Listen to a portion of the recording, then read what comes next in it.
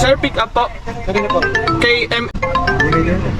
Dito pa, the-address? Dito po naka-address. The-address pa, the-address? The-address. At po.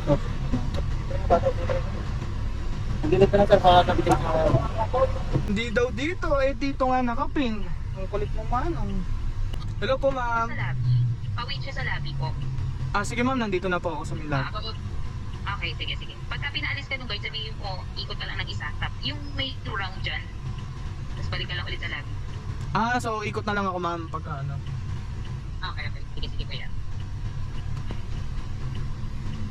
Ito na naman tayo sa ikot eh. Titigas talaga ng ulo na itong mga to. Mga nagbubok tapos wala pa dun sa pick up location. Alam mo yung obligado pa tayo mag-antay. Oh, naku, tiga. Ma'am, KMM?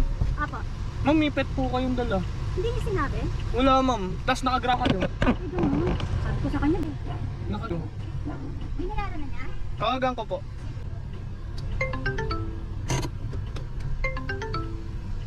Ay, naka-pet? Ma'am, mali sila na book. Pagdating ni aso. Ano yun? Hello ma'am. Hello?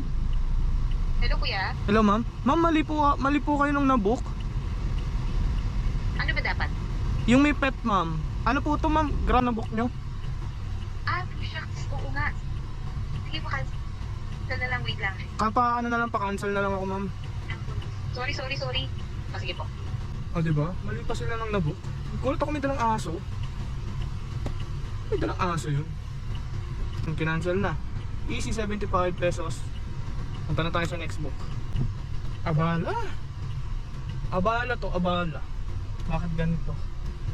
Hindi nila tinitignan mabuti yung kanilang tinitignan mabuti yung kanilang binunod.